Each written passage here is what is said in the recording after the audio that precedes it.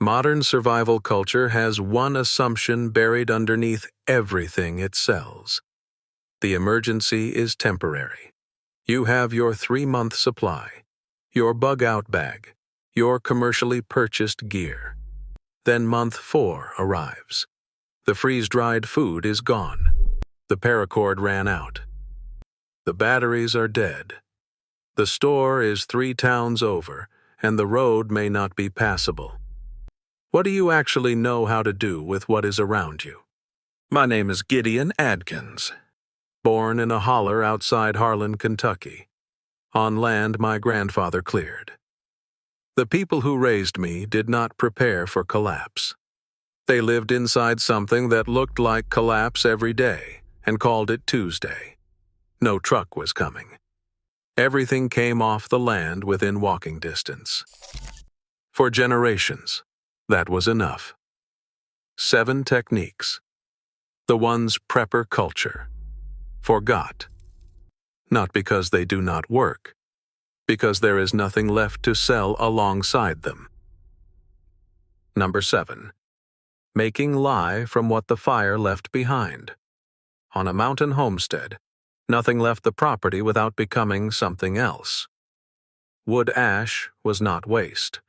It was a raw material. The ash hopper sat on every Appalachian farm through the early 20th century, a V-shaped frame on posts over a clay pot. Hardwood ash packed inside, oak, hickory, and beech. Water poured slowly through the top, left a day and a half. What dripped out was lye. You tested it with a raw egg. Float a quarter-sized patch above the surface, ready for soap. Sink too low, run it through fresh ash. Float too high, dilute it.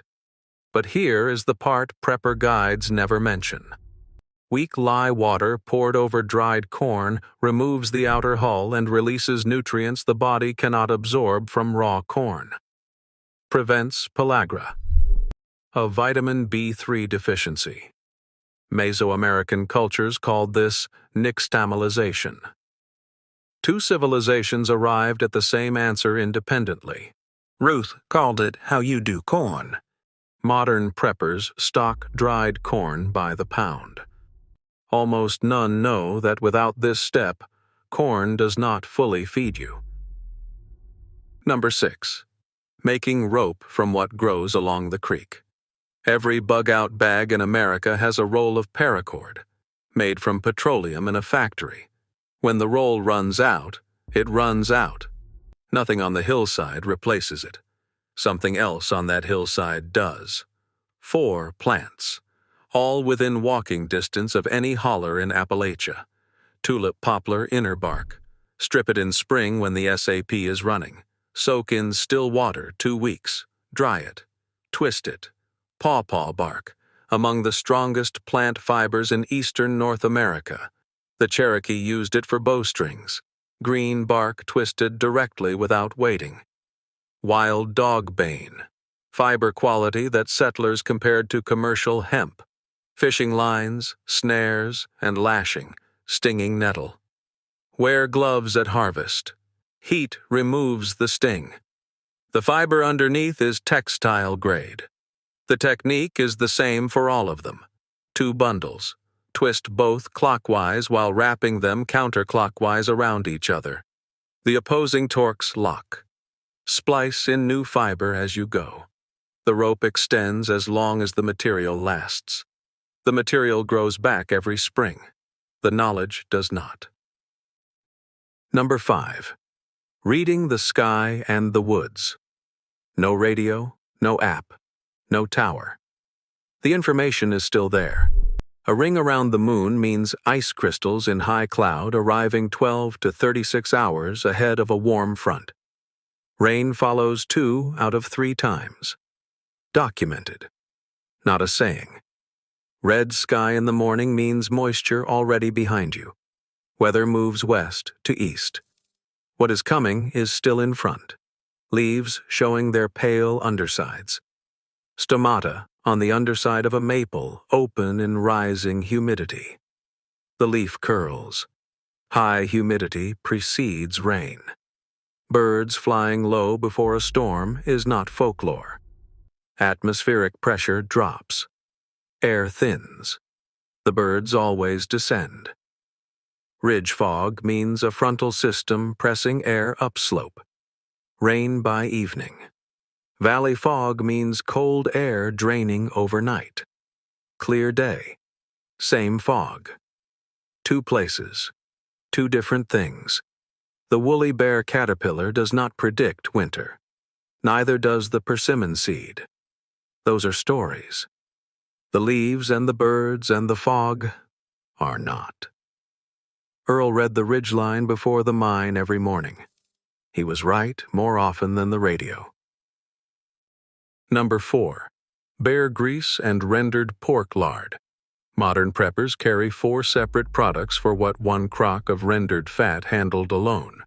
Cooking oil, lamp fuel, leather conditioner, tool lubricant, wound salve base. 1 crock. Bear fat is more unsaturated than pork lard. Stays semi-liquid at room temperature. Superior for leather and moving parts through a mountain winter. A black bear in fall yields 30 to 40 pounds. 1 pint holds close to 4,000 calories. That same pint burns 10 hours in a cloth wick lamp. Hog killing day was the everyday version. Late October, after the first hard freeze. A community gathering on every farm in this county within living memory. Leaf fat from around the kidneys rendered into lard so clean it barely had a flavor.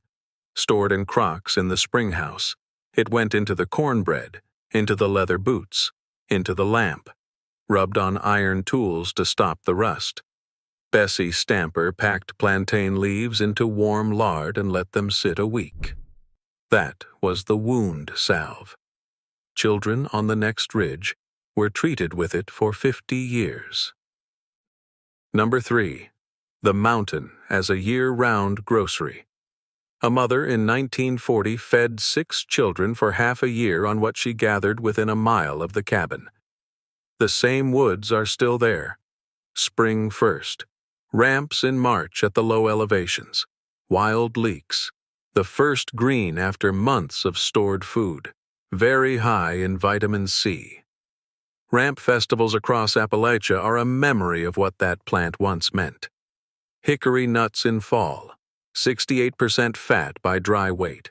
Among the highest caloric density of any wild food in the eastern United States. The word hickory comes from the Powhatan word for the fatty milk pressed from them. Black walnuts. 24 grams of protein per 100 grams. The hull stains your hands black for 2 weeks. Know that before you reach in. Acorns require leaching. Soak in repeated changes of water. Dried and ground into flour mixed with cornmeal. Slippery elm bark in winter. Dried and powdered, mixed with water into a gruel. Caloric. Soothing. It kept people going through February. Ruth tracked all of it in a notebook. Season by season. Number 2. Cold smoking and salt curing. Modern survival guides tell you to hot smoke your meat. Hot smoking cooks it. Shelf life without refrigeration is days, not months. Cold smoking preserves it. 12 to 18 months unrefrigerated. Not 2 versions of the same thing. Salt first. Non-iodized. Rubbed hard into every surface, especially around the bone. A day and a half per pound for the salt to reach the interior. Large cuts get saltpeter mixed in. Potassium nitrate.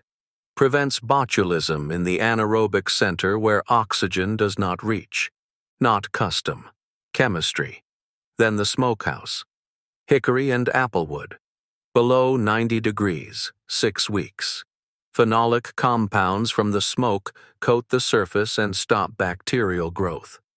Combined with what the salt drew out, you have a shelf-stable product. The smokehouse was built for it. Elevated. Ventilated at the peak. Soot-coated inside. Soot itself is antimicrobial. The ham then hung a full year before it was cut. Clara ran the fall preservation on this land. Every October, the smokehouse full by November. Freeze dryers cost $2,000 and require electricity. Salt and hickory cost almost nothing. Number 1. The pharmacy that grew behind every cabin. Before reliable medical access reached most of Appalachia, in much of this region that meant before the mid-20th century, plant medicine was not alternative medicine. It was the only medicine. 3 traditions built it: Cherokee botanical knowledge, European herbal practice from the Scots-Irish uplands, 200 years of refinement in this mountain ecosystem, plantain. The weed in your lawn right now, chew the leaf and pack it on a wound or sting, contains allantoin, which promotes healing. Documented pharmacology: yellow root along creek margins throughout Appalachia, bright yellow roots from berberine. Berberine kills staph, E. coli, and salmonella. It is sold in supplements today for exactly this reason. The creek bank gave it free. Wild cherry bark tea for croup and bronchitis. The compound in the bark is the active ingredient in commercial cough syrup. Mullein for the lungs, comfrey poultice for fractures. They called it knit bone. Bessie Stamper showed me these plants when I was 18. I kept the list in a drawer for 30 years. Modern medical supplies run out. The creek bank does not. In 1965, Appalachian households spent $47 on goods from outside the county. By 2024, that number is 41,000. The mountain did not change. The land kept producing. The people forgot how to ask. None of these techniques require a license or degree. They require proximity to the land, to the people who carry this knowledge, to the willingness to sit and learn before the last person who holds it is gone. There are perhaps 200,000 people like that still living in these mountains. Most are over 80. They are a library on fire. Tell me in the comments which of these 7 you already carry, which surprised you most, what county you are in, what your grandparents knew that you do not. I read every one. Next video: 10 Appalachian skills that keep your family alive when the grid goes down. I will see you there.